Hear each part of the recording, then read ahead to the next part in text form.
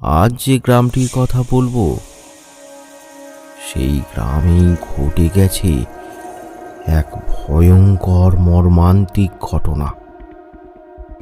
আসুন আপনাদেরকে সেই গ্রামেই নিয়ে যাই। গ্রামটির নাম গোপীপুর। এই গ্রামটির পাশ দিয়ে বয়ে চলেছে একটা নদী, নাম রূপনারায়ণ।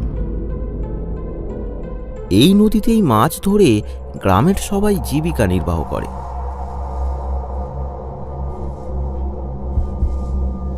নানা রকম সবুজ গাছগাছালি আর ছোট বড় মাটির বাড়ি এই গ্রামটাকে বেশ মনোমুগ্ধকর করে তুলেছে।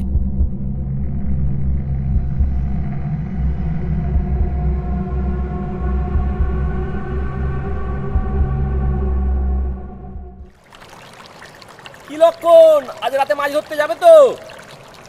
কেন, তুমি খবর শোনোনি? কি খবর? আজ সকালে রেডিওতে শুনলাম প্রচন্ড ঝড় বৃষ্টি হবে। কই না তো শুনিনি। তাহলে কি তুমি আজ আসবে না? না না, আমি তো আসবো না। আর তুমি জানো তো এই নদীর কথা। তুমি তো আগের বারে দেখলে কেমন নদীর জল উত্তাল হয়েছিল। আমি আসি গো।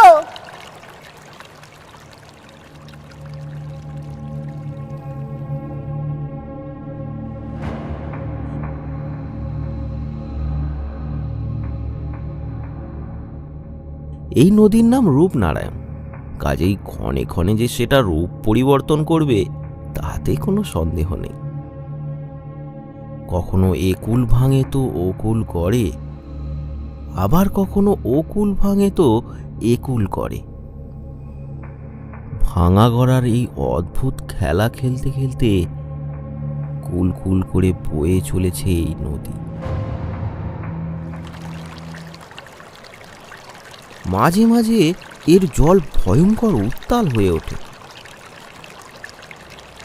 কেষ্ট পেশায় একজন জেলে। নদীতে মাছ ধরেই তাদের সংসার চলে। দিনের বেলা কখনো কখনো নদীতে জাল ফেলার সময় তার ছেলে কালু তার সাথে যায়।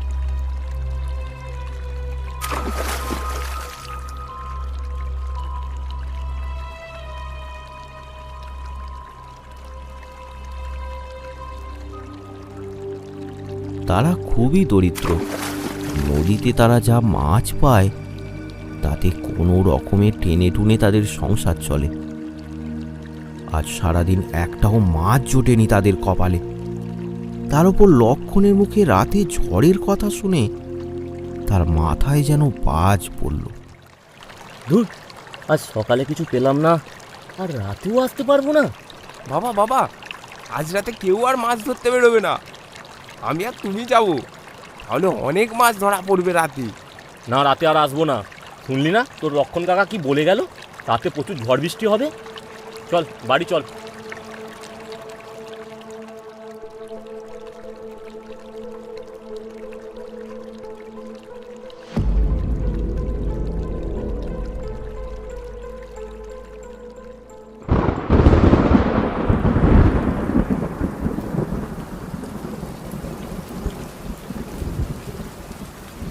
সন্ধ্যা থেকেই তুমুল ঝড় বৃষ্টি শুরু হলো। সারা গ্রাম এখন নিস্তব্ধ। শোঁ শোঁ করে বয়ে চলেছে ঝড়।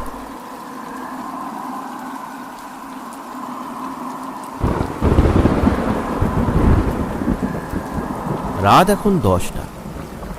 ঝড়টা থেমেছে, কিন্তু মুষলধারে বৃষ্টি হয়ে চলেছে, সাথে মাঝে মাঝে বাজের শব্দ। কেষ্ট ও তার স্ত্রী জেগে বসে আছে। কালু ঘুমিয়ে।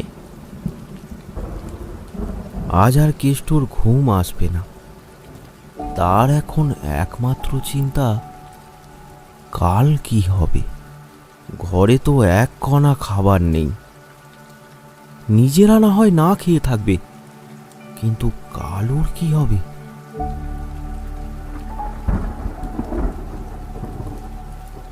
কি গো, যা ছিল তা তো সব আজকের মতন হয়ে গেল। কাল আমাদের কি করে চলবে? তাই তো। দেখছি কি করা যায়। বুঝলে গিন্নি, ঝড়টা মনে হচ্ছে একটু থেমেছে। যাই নদী থেকে ঘুরে আসি, যদি কিছু পাওয়া যায়। না না, আজ যেতে হবে না। বাইরের অবস্থা দেখতে পাচ্ছ তো। যদি আজ না যাই তাহলে কাল কিভাবে আমাদের চলবে? দেখো, কাল সকালে ঠিক একটা ব্যবস্থা হয়ে যাবে। আজ যেতে হবে না। এই শোনো, বৃষ্টিটা তো বেশ ভালোই হচ্ছে। সব জলাজমি মনে হয় ডুবে গেছে। আমি একটু মাঠের দিকেই যাই, বুঝলে? ওখানে মনে হয় আজ ভালো মাছ পাওয়া যাবে। না, এই বৃষ্টিতে কি দরকার? এই বৃষ্টিতে কেউ বাইরেই বেরোবে না। আরে আরে, কেউ বেরোবে না বলেই তো যাবো, তবেই তো অনেক মাছ পাবো নাকি? তুমি তো আর আমার কথা শুনবে না। যাও, সাবধানে যেও। দুগ্গা দুগ্গা। কেষ্ট এই ঝড় বৃষ্টির রাতকে উপেক্ষা করে একাই বেরিয়ে পড়ল। ঝমঝম করে বৃষ্টি পড়ছে, মাঝে মাঝে মেঘ ডাকার শব্দ শোনা যাচ্ছে। কেষ্টর মনে একদম ভয় নেই। সে একাই হেঁটে চলেছে জনশূন্য রাস্তা দিয়ে। এই বৃষ্টির মধ্যে চারিদিকটা একেবারে আচ্ছন্ন, ফ্যাকাশে। দূরের কিছুই বোঝা যাচ্ছে না। চারিদিক থেকে শুধু বৃষ্টির ঝমঝম শব্দ ছাড়া আর কিছুই শোনা যাচ্ছে না।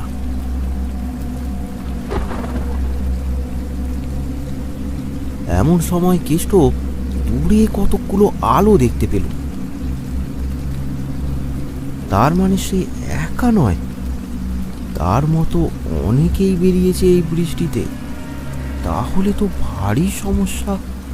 এত লোক মাছ ধরতে এলে বেশি মাছ তো আর তার কপালে জুটবে না। হ্যাঁ, আমি বরং ওই উত্তরের মাঠের দিকে যাই। ওইদিকে কেউ আর যাবে না। কিন্তু ওই হাবু তো সব পুরনো ঘটনা, এখন আর ওসব কিছু নেই। আমি বরং এখন ওখানেই যাই। হাবুর নামটা ভেবে একটু ভয় পেলেও অভাবের কথা ভেবে সে ভয় তার ঘুচে যায়। ওই উত্তরের মাঠে রাতে তো দূরের কথা, দিনের বেলাতেও কেউ যেতে সাহস পায় না, হাবু পাগলার ভূতের ভয়ে। কিন্তু সব ভয় উপেক্ষা করেই কেষ্ট এগিয়ে চলল। বৃষ্টির বেগটা আরো বেড়ে উঠল।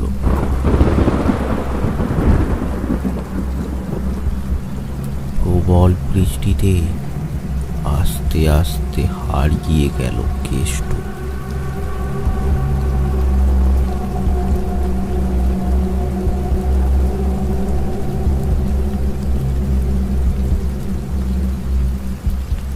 আজ যেন মনটা আমার কেমন কু ডাকছে। কেনই বা গেল, আর কেনই বা আমি যেতে দিলাম? ঠাকুর, তুমি রক্ষা করো। ঠাকুর, তুমি রক্ষা করো। ও যেন ঠিকঠাক বাড়ি ফিরে আসে। এইভাবেই দুশ্চিন্তা করতে করতে কেষ্টর বউ ঘুমিয়ে পড়ল।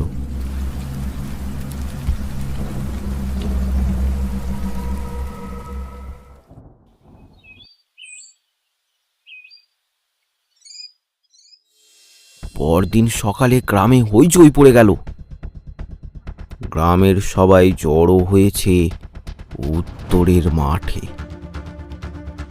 কেষ্টর নিথর দেহটা জমির জলে ভাসছে।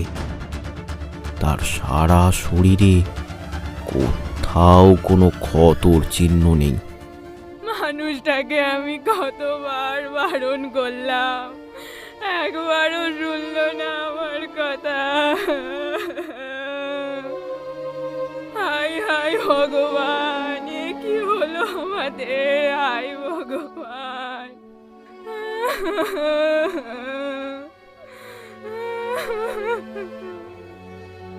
জানো খুড়ো, আমি সকালে কেষ্টদাকে কতবার বললাম ঝড় বৃষ্টি হবে, তুমি যেও না।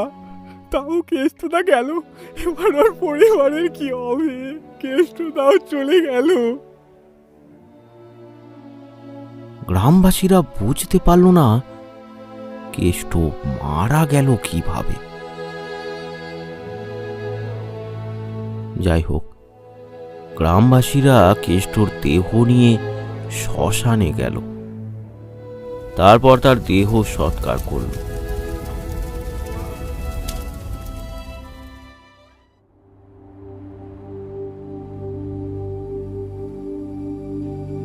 এই ঘটনার পর অনেক দিন কেটে গেছে। এখন কেষ্টর পরিবারটা অথই জলে ভাসছে। তাদের সংসার এখন মেরুদণ্ডহীন হয়ে পড়েছে। গ্রামের লোকের সাহায্যে তাদের সংসার চলে, কিন্তু এভাবেই বা আর কতদিন? এতদিন ধরে তো গ্রামবাসীরা সাহায্য করছে, এবার তো আমাদেরকেও কিছু করতে হবে বলো। আর কত সাহায্য নেব? কাল থেকেই আমি মাছ ধরতে বেরোবো। এখন যা নদীর অবস্থা, এখন তো আর কেউ নদীতে মাছ ধরতে যায় না। এখন তো সবাই খালে বিলেই মাছ ধরে। তোকে একা কি করে ছাড়ি বল? আমি তো একা যাব না, লক্ষণ কাকাকে বলে রেখেছি, তার সাথেই যাব। আচ্ছা বাবা, তাহলে আমি লক্ষণকে বলে রাখবো। ঠিক আছে মা, আমি একটু লক্ষণ কাকার সাথে দেখা করে আসি।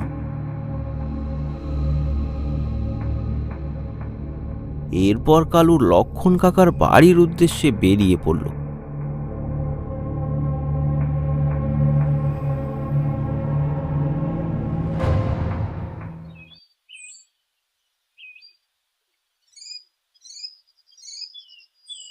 লক্ষণ কাকা, ও লক্ষণ কাকা, কোথায় গো? হ্যাঁ কালু বল। আজ রাতে মাছ ধরতে যাবে তো? হ্যাঁ হ্যাঁ, সন্ধ্যার পর যাবো, তুই এখানে চলে আসি। ঠিক আছে, আসি গো লক্ষণ কাকা, রাত্রে দেখা হবে। ঠিক আছে, আয় বাবা আয়।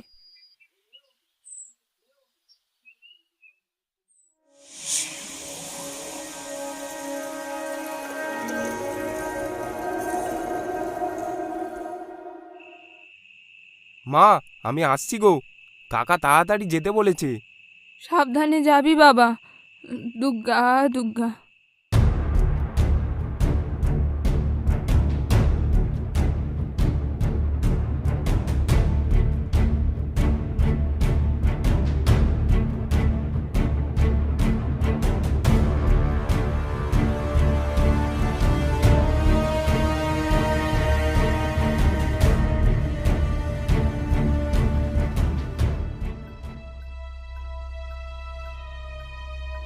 লক্ষণ কাকা আর কালু চলল মাঠে মাছ ধরতে।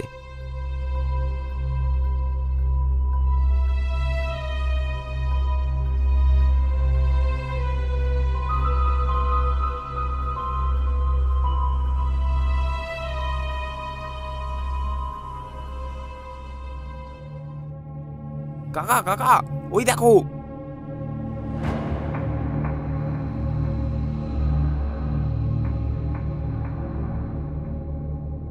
বেশ কিছুক্ষণের মধ্যেই তারা অনেক মাছ পেয়ে গেল।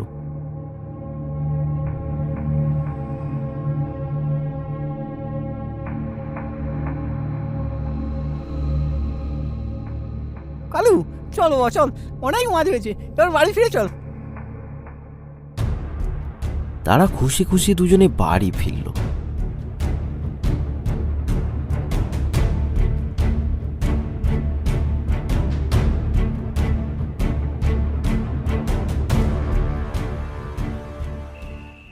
কাকা, কাল রাতে উত্তরের মাঠে যাব। হ্যাঁ, ওদিকে কেউ তো যায় না, ভালোই মাছ পাওয়া যাবে। না না, ওদিকে না যাই ভালো। তবে শুনেছি ওদিকে নাকি মাছের মেলা, কিন্তু ওদিকে কেউ যায় না। ওদিকে রাতে না যাই ভালো। কেন কাকা, যায় না কেন? ওদিকে নাকি হাবু থাকে। হাবু? কে সে কাকা? এই চুপ কর, রাতে বিতে ওর নাম নেওয়া ভালো না। তবে ওদিকে কখন তো যাবি না। কি যে বলো কাকা, তুমি এসব বিশ্বাস করো?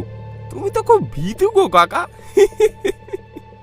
বেশি সাহস দেখিও না বাবা, চলো চলো পা চালাও।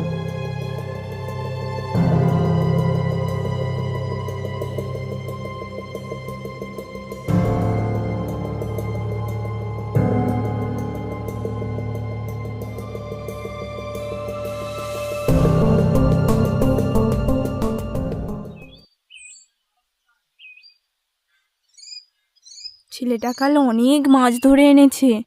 যাই, আজকে একটু মাছের ঝোল রান্না করি। ঠিক আছে মা, রান্না করো, আমি মাছগুলো বাজারে বিক্রি করে আসি।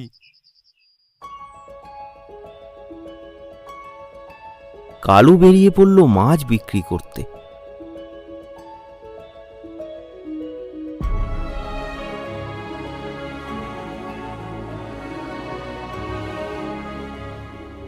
কিছুক্ষণের মধ্যেই সে বাজারে পৌঁছালো। গ্রামের এই একটা মাত্রই বাজার। এখানেই গ্রামের সবাই জিনিসপত্র কেনা বেচা করে।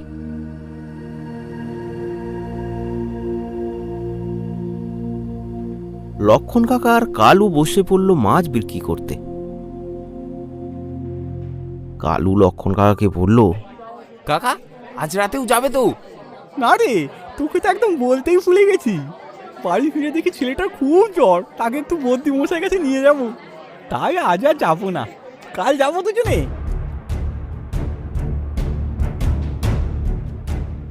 কিছুক্ষণের মধ্যেই তাদের সব মাছ বিক্রি হয়ে গেল। এরপর তারা ওই বাজারেই নানান জিনিসপত্র কিনে তারপর বাড়ি ফিরতে লাগলো।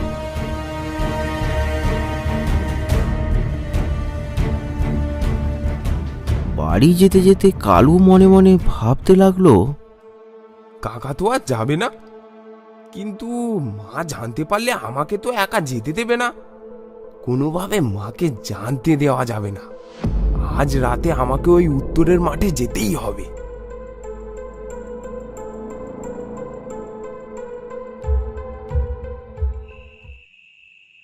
কালু, কালু, ওঠ বাবা, 8টা বেজে গেল তো, আজ মাছ ধরতে যাবি না?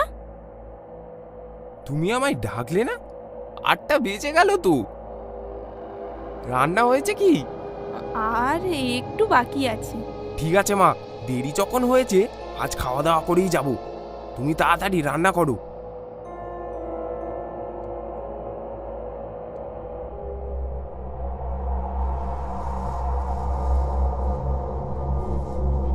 আকাশে আজ ঘন কালো মেঘ, তার সাথে বাজের শব্দ।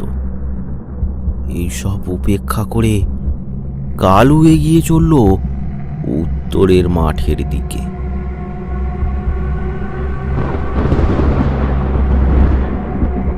চারপাশটা একেবারে কালো অন্ধকারে ঢাকা। এই নিস্তব্ধ রাতে ব্যাঙের ডাক যেন কোনো পৈশাচিক প্রাণীর ডাক বলে মনে হচ্ছে। দূর থেকে ভেসে আসা শেয়ালের ডাক যেন কালুকে উত্তরের মাঠের দিকে ডাকছে।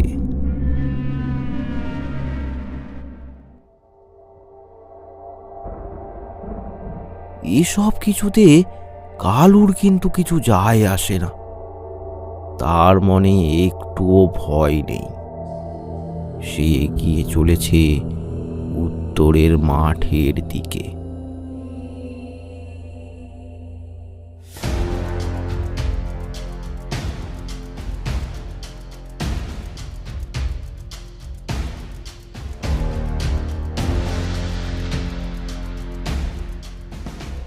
কিছুক্ষণের মধ্যেই কালু উত্তরের মাঠে পৌঁছে যায়। তারপর যথারীতি সে মাছ ধরতে শুরু করে।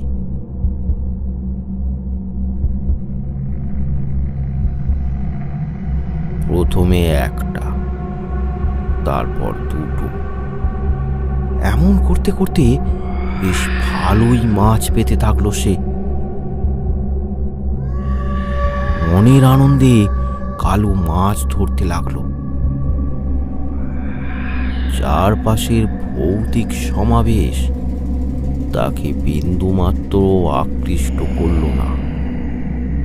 সে মাছ ধরতেই থাকে, কোনো দিকে তাকানোর তার সময় নেই।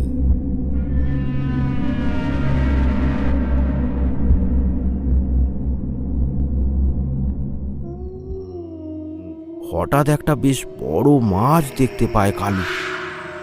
উরি বাবা, কি বড় একটা শোল মাছ, ব্যাটাকে ধরতেই হবে।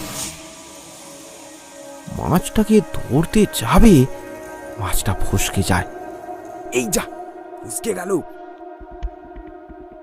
কালুও ছাড়বার পাত্র নয়, সে মাছটাকে পিছু করতে থাকে।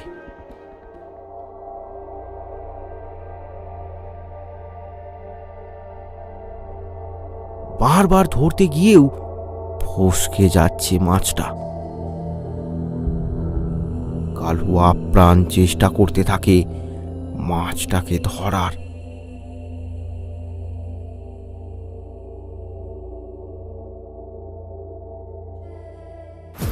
কিন্তু এসবের মধ্যে সে বুঝতেও পারে না কখন তার পেছনে এসে দাঁড়িয়েছে এক ভয়ানক সংকট। একটা কালো দীর্ঘ ছায়া কালুর পেছনে দাঁড়িয়ে এক দৃষ্টে কালুকেই দেখছে।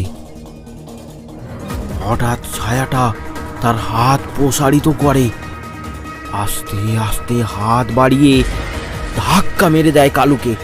কালু মুখ থুবড়ে পড়ে জমিতে। কোনো এক অদৃশ্য বল তাকে যেন সেখানেই চেপে ধরে থাকে। সে আর উঠতে পারে না জমি থেকে।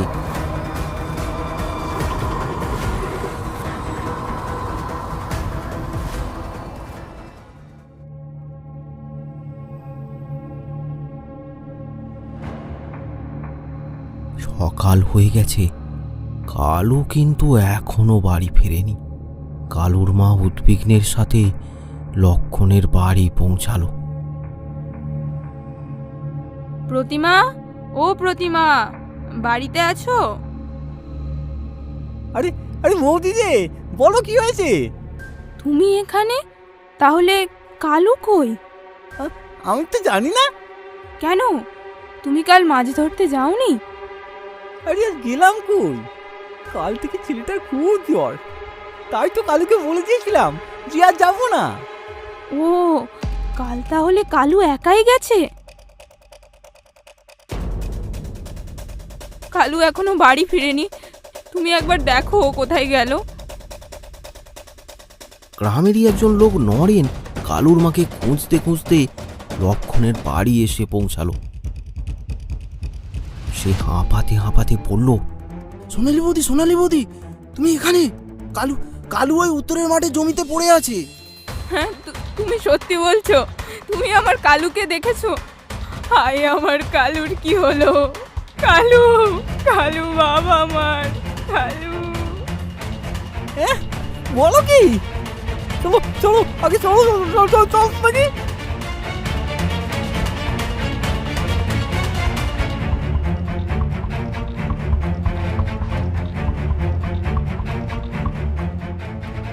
সবাই মিলে ছুটে গেল উত্তরের মাঠের দিকে।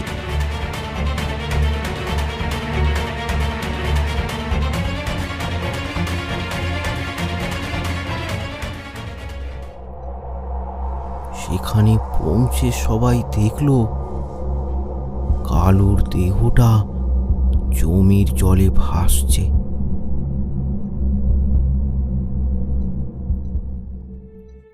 কালুর মা তার ছেলেকে জড়িয়ে ধরে চিৎকার করে কেঁদে উঠল। কানে কানে রটে গেল যে কালু খুন হয়েছে। সবার মধ্যে এখন একটাই জিজ্ঞাসা, কালু খুন হলো কিভাবে? বেশ কয়েকদিন কেটে গেছে। তারপর হঠাৎ একদিন আবার শোনা গেল আরও এক যুবককে পাওয়া গেছে ওই উত্তরের মাঠে মৃত অবস্থায়। জমির জমা জলে তার প্রাণহীন দেহটা ভাসছে।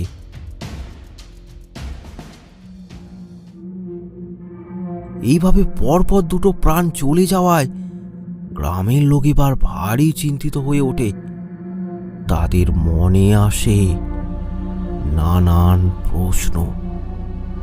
তারা সবাই মিলে এক জায়গায় জড়ো হয়ে এর একটা উপায় খুঁজতে থাকে। ব্যাপারটা তো মোটেই ভালো ঠেকছে না। দুটোই যে প্রাণ গেল, তা সবই তো ওই কবরস্থানের কাছে। কেন, কি হয়েছে খুড়ো? সে অনেকদিন আগেকার ঘটনা। হঠাৎ এক সময় গ্রামের সব পুকুর থেকে মাছ চুরি হতে লাগলো। প্রথম প্রথম সবাই ভেবেছিল মাছরাঙা কিংবা উদবিড়ালে মাছ চুরি করে খাচ্ছে। তারপর একদিন দেখা গেল একটা লোক পুকুরে নেমে মাছ ধরছে।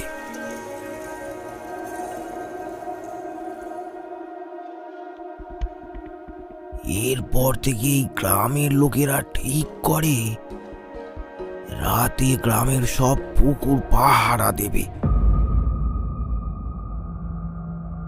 সেই মতো রাতে সবাই পুকুর পাহারা দিতে থাকে। বেশ কিছুক্ষণ পর ওই যখন ঠিক মাঝরাত, দেখা গেল একটা লোক পুকুরের পাড় থেকে জাল ফেলছে। তখনই সবাই মিলে তাকে চারিদিক থেকে ঘিরে ফেলে। ধরা পড়ে যায় সে।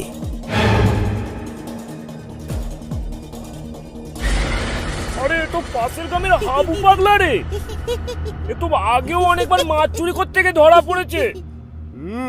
তাই তো দেখছি, বেড়াকে আচ্ছা করে দিতে হবে। পাগলা বলে ছেড়ে দেবো নাকি? মাছ কি ওর বাপ ছেড়ে গিয়েছিল যে ও ধরতে এসেছে? কি বললি? আমার বাপ তুলে কথা বলবি না বলে দিচ্ছি, খুব খারাপ হয়ে যাবে।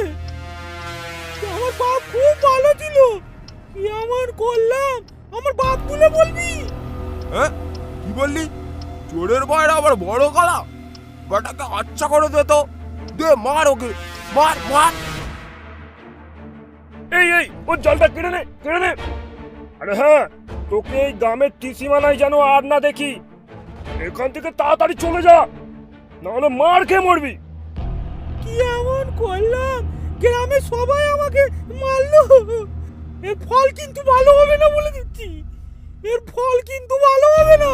আমাকে পাগলা বলা, আমার জলটাও কেড়ে নিয়েছি, তোদের আমি দেখে ছাড়বো। কাকে দেখবি তুই? কাকে দেখবি? তারপরেই হাবু পাগলা সেখান থেকে কোনো রকমে প্রাণ বাঁচিয়ে দৌড়ে পালায়।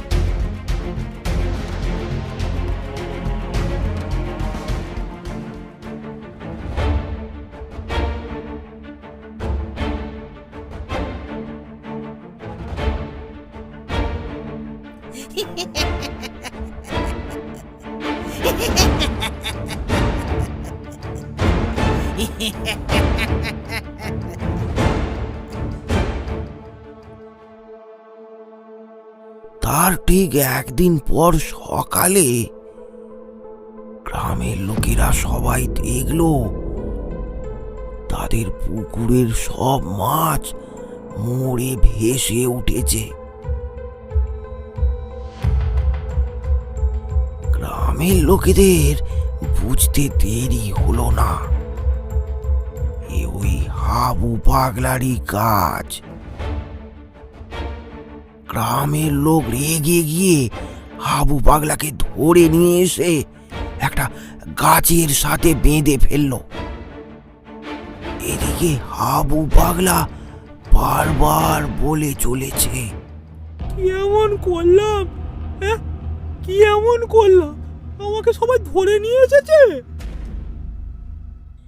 এই কথা শুনে গ্রামের লোকেরা তো একেবারে রেগে আগুন। একজন তো বাঁশ দিয়ে মেরে হাবুর মাথা ফাটিয়ে দিল। হাবু তাও বীর করে বলে চলেছে, কি এমন করলাম? আমাকে সবাই মারছে কেন? কি করলাম? কি এমন করলাম? আমাকে সবাই মারছিস কেন তোরা? কি করেছি আমি?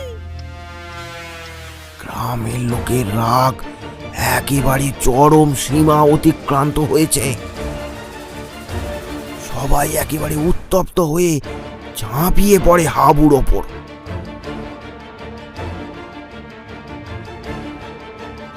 মার খেয়ে আস্তে আস্তে নিস্তেজ হয়ে পড়ে হাবু পাগলা। হাবুর শরীরে তখন বিন্দুমাত্র ক্ষমতা নেই, একেবারে নিস্তেজ নিথর। তাও সে বিড় করে বলছে, এমন করলাম? আমাকে মারলি?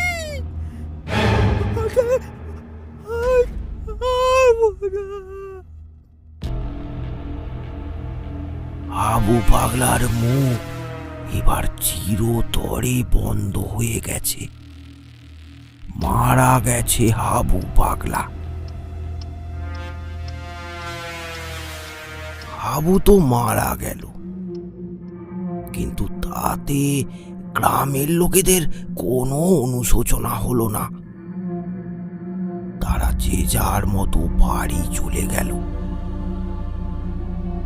গাছেই বাঁধা রইল হাবুর মৃতদেহটা। গাছেতেই দিনের পর দিন পচতে থাকলো মৃতদেহটা। এবার গ্রামবাসীরা অতিষ্ঠ হয়ে উঠল সেই মৃতদেহের গন্ধে।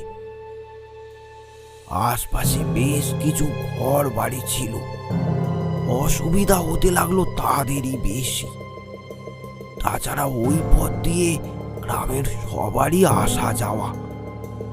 তাই শেষমেশ অতিষ্ঠ হয়ে গ্রামের কয়েকজন লোক মৃতদেহটাকে নিয়ে যায় উত্তরের মাঠে হাবুড়ি একটা ছোট জায়গায়। তারপর সেই ডাঙাতেই কবর দেয়া হয় হাবু পাগলাকে।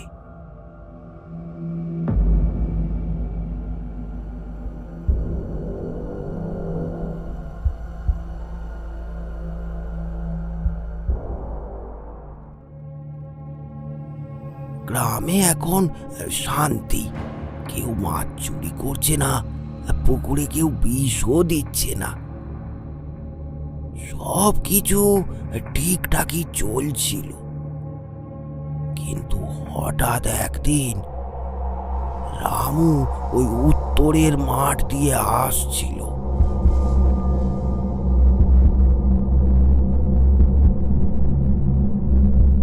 হঠাৎ আস্তে আস্তে থমকে দাঁড়ায় রামু। চোখগুলো বড় বড় করে সে বলে ওঠে, কি এমন করলাম? আমাকে মেরে ফেললি? এই কথাই বলতে বলতে রামু চলে আসে গ্রামের দিকে। কি এমন করলাম? আমাকে মেরে ফেললি?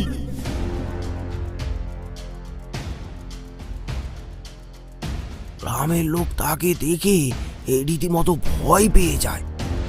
রামু তো হাবু পাগলার মতো করে কথা বলছে। গ্রামের লোকের তখন আর বুঝতে অসুবিধা হয় না, হাবু পাগলার ভূতেই ভর করেছে রামুকে।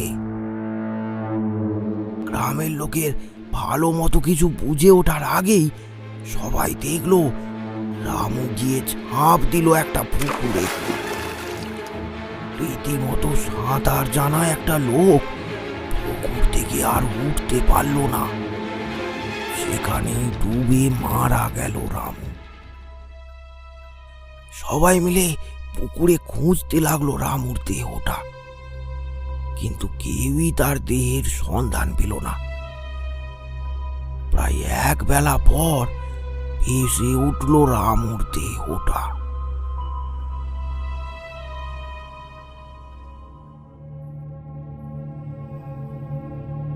তারপর কি হলো খুড়ো? তারপর পাশের গ্রাম থেকে একটা ওঝাকে ডেকে আনা হলো।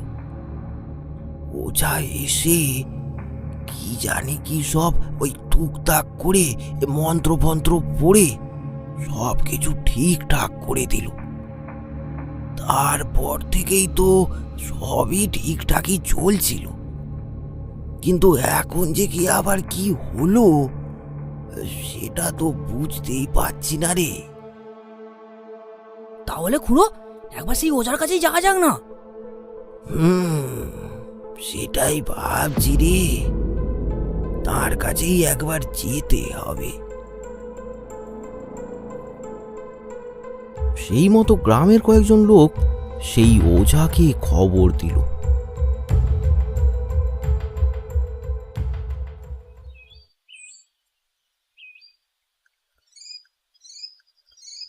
পরদিন ওঝা এসে উপস্থিত। গ্রামের সবাই বটতলায় জড়ো হয়েছে। আমার মনে হয় হাবু ফিরে এসেছে। এসব ওর আত্মারই কাজ। কিন্তু ভবেশ বাবু, তাকে তো আপনি কি সব করে বন্দি করেছিলেন?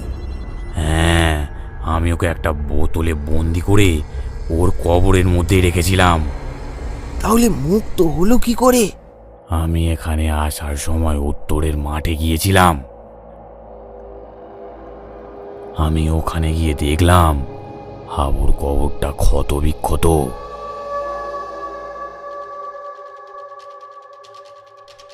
আমার মনে হয় ব্যাপারটা হয়েছে সেই রাতে, যে রাতে ওই লোকটা মারা গেল। কি যেন নাম তার? হ্যাঁ হ্যাঁ হ্যাঁ, কেষ্ট। কেষ্ট সেদিন ঝড় বৃষ্টির রাতে মাছ ধরার জন্য উত্তরের মাঠে যায়।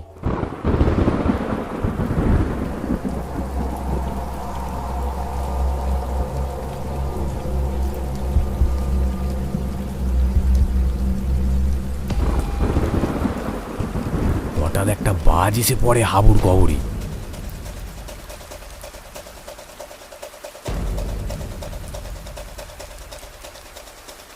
তখনই ওই বোতল ভেঙে মুক্ত হয়ে যায় হাবু পাগলা।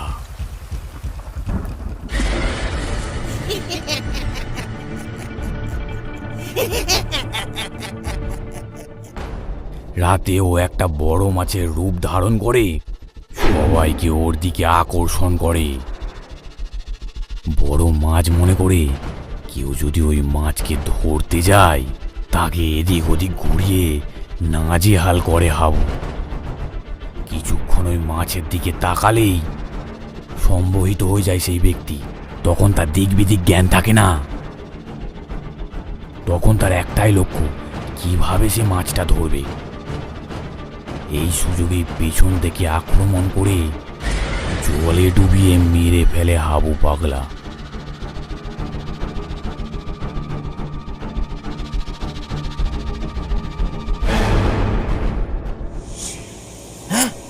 এ তো খুব ভয়ানক ব্যাপার ঘটেছে। আপনি কিছু একটা করুন, দয়া করে ওকে আবার বন্দি করুন। না গো, তার হয় না। আগে যখন বন্দি করেছি ও তখন মানুষের শরীরে প্রবেশ করত, তাই ওকে তখন বন্দি করা গেছে। কিন্তু এখন ও অন্য রূপ নিয়েছে। এ রূপে তো ওকে বন্দি করা সম্ভব নয়। তাহলে কি কোনো উপায় নেই? ও যখন মাছ রূপে থাকবে তখন ওকে যদি কেউ এক কোপে শেষ করে দিতে পারে তাহলেই ওই শয়তানের বলি হবে। তবে ও চোখের দিকে বেশিক্ষণ তাকানো যাবে না, না হলে ও তাকে সম্মোহন করে নেবে। কিন্তু ভবেশ বাবু, এটা করবে কে? কেউ কি পারবে? দেখো, এটা তোমাদেরই করতে হবে, না হলে ধীরে ধীরে গ্রামের সবাইকে মেরে ফেলবে ওই হাবু পাগলা। আমি এখন আসি, তোমরা সব সাবধানে থেকো।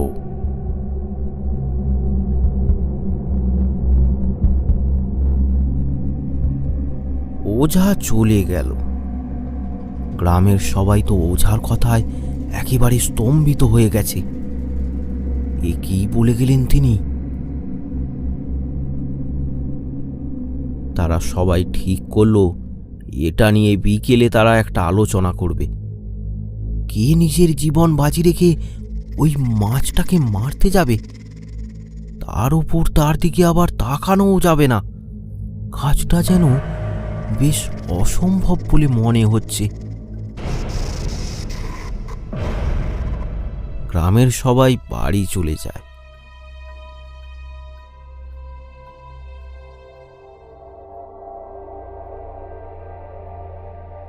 সেই দিনই বিকালে ঘটল আবার এক মর্মান্তিক ঘটনা।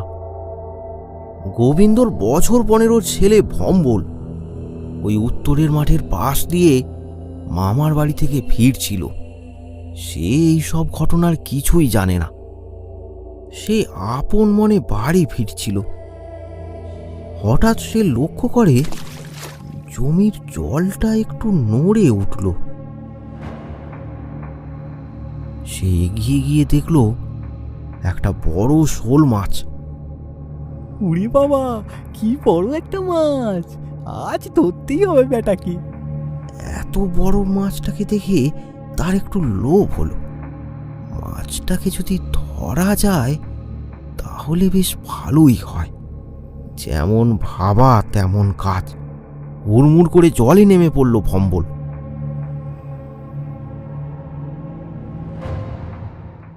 তারপরই শুরু হলো সেই পৈশাচিক খেলা। মাছ হয়ে গিয়ে চলেছে, তার সাথে ভম্বল। যতবার মাছটাকে ধরতে যাচ্ছে মাছটা ঠিকই ফসকে যাচ্ছে। মাছটাকে ধরার প্রাণপণ চেষ্টা করছে ভম্বল।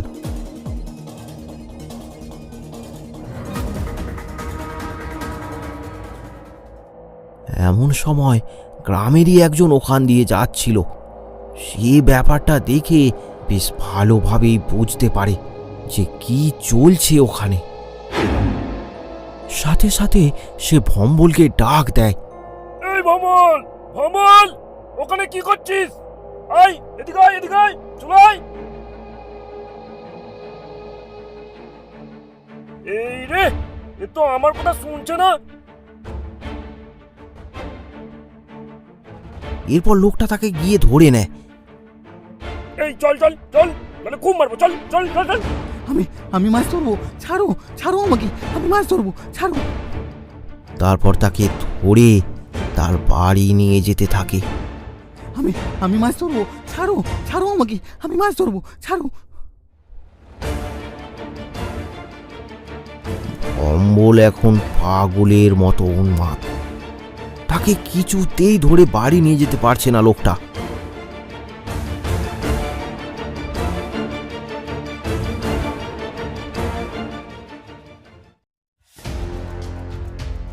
এই রে, এ তো আমার কথা শুনছে না।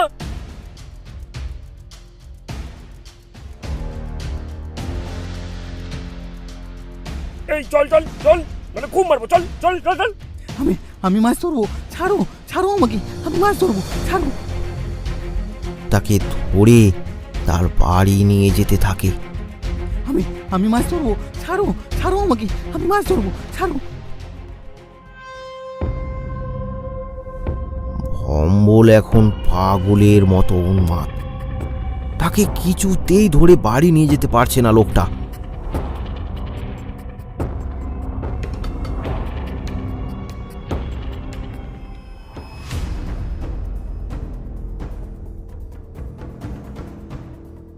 গোবিন্দর বাড়িতে অনেক লোক এখন জড়ো হয়েছে।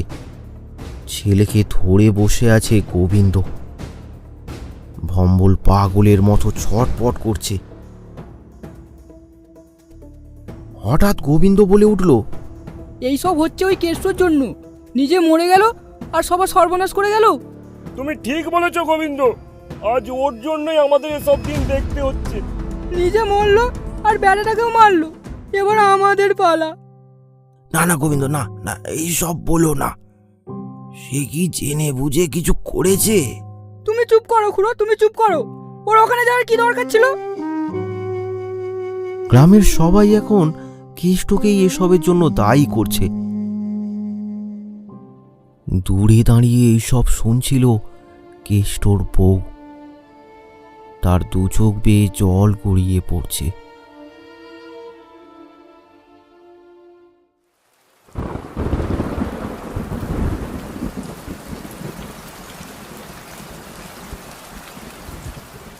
সন্ধ্যা থেকেই বৃষ্টি নেমেছে, তার সাথে গ্রামটাও একদম নিস্তব্ধ।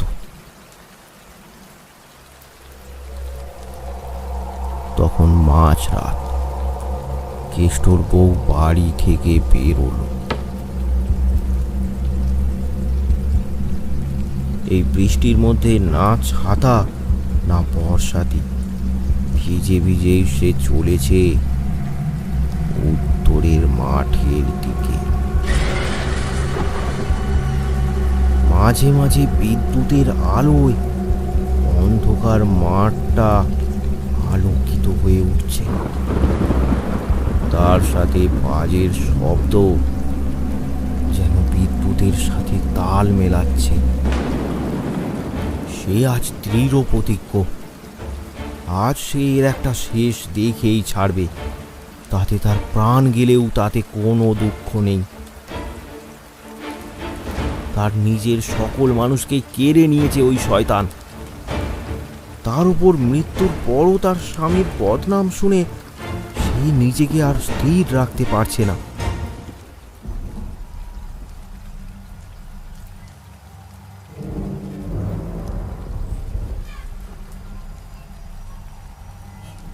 অবশেষে সে এসে পৌঁছালো উত্তরের মাঠে। মুষলধারে বৃষ্টি পড়ছে। সে এদিক ওদিক দেখতে থাকে। চারিদিকে একেবারে ফাঁকা, কোথাও কিচ্ছু দেখা যাচ্ছে না। কোথায় সেই হাবুর আত্মা? বেরিয়ে আয়, বেরিয়ে আয় বলছি। হঠাৎ একটা তীব্র ঝড় উঠল। চারিদিকটা একেবারে অন্ধকারে ভরে গেল। সেই অন্ধকারের ভেতর থেকে ভেসে আসলো একটা কণ্ঠস্বর।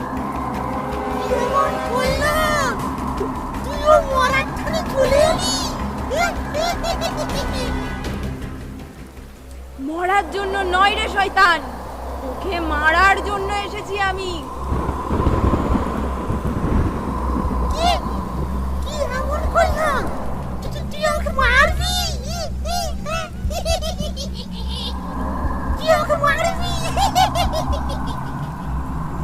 কি করেছিস তুই জানিস না?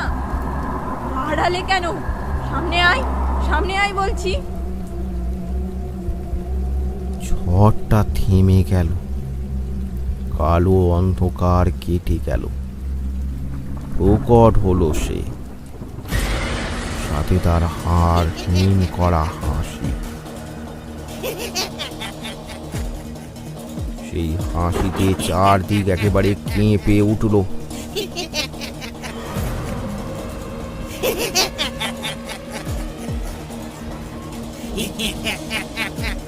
কালুর মা কিন্তু একটুও ভয় পেল না। সে তার নিজের জীবনের বাজি রেখেছে। আজ আর তার কোনো ভয় নেই। সে জমি জমা জল দিয়ে ছুটে গেল সেই ছায়ামূর্তিটার দিকে। কিন্তু হঠাৎই ছায়ামূর্তিটা অদৃশ্য হয়ে গেল। রাগে এদিক ওদিক দেখতে থাকে কালুর মা। আজ সেই ভূতের সংহার করবেই। কিন্তু কোথায় সেই ভূত? চারিদিকে একেবারে ফাঁকা। এদিক ওদিক তাকিয়েও সেটাকে আর দেখা গেল না। এক জায়গায় স্তব্ধ হয়ে দাঁড়িয়ে থাকে কালুর মা। অপেক্ষা করতে থাকে শয়তানের রূপ বদলানোর জন্য। হঠাৎ সে দেখতে পেল তার সামনে জমির জল কিছুটা নড়ে উঠল। সেদিকে ভালো করে লক্ষ্য করলে দেখা গেল একটা বড় মাছ জলে ভেসে আছে আর তার দিকেই দেখছে। তারপর সে শাড়ির আঁচল ছেড়ে চোখে বেঁধে নিল আর কোমরে গোঁজা দাটাকে বের করে সেটাকে উঁচিয়ে ধরল। তারপর কান পেতে শুনতে লাগলো শয়তানের নড়াচড়ার শব্দ।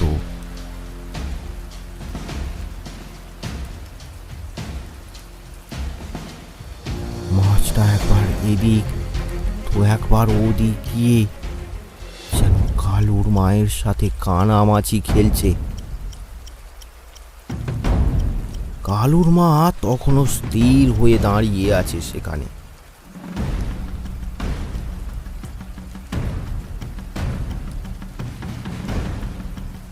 সব নিস্তব্ধ, জল নড়ার শব্দ আর শোনা যাচ্ছে না। কিছুক্ষণের মধ্যেই আবার শোনা গেল জল নড়ার শব্দ।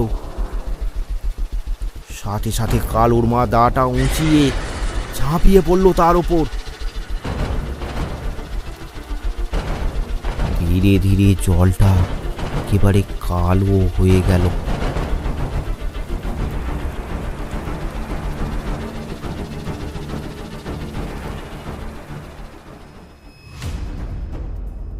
পরদিন সকালে গ্রামের সব লোক একসাথে দা, কোদাল, কুড়ুল, লাঠি সোঁটা নিয়ে সেই মাছটাকে মারার জন্য আসে।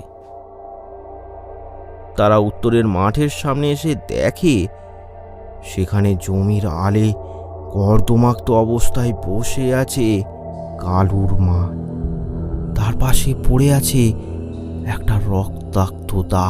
তাহলে ওই মাছ কি মারা গেছে? ওই যার রূপ ধরে ওই হাবু পাগলা? হ্যাঁ, আপনাদের গ্রামের সব বিপদ কেটে গেছে, যা শুরু হয়েছিল আমার স্বামীর জন্য। গ্রামের লোকেরা আজ খুব অনুতপ্ত বোধ করে তাদের ব্যবহারের জন্য। কালুর মাছ আবার প্রমাণ করল যুগে যুগে শয়তান বধে নারী শক্তির মহিমা।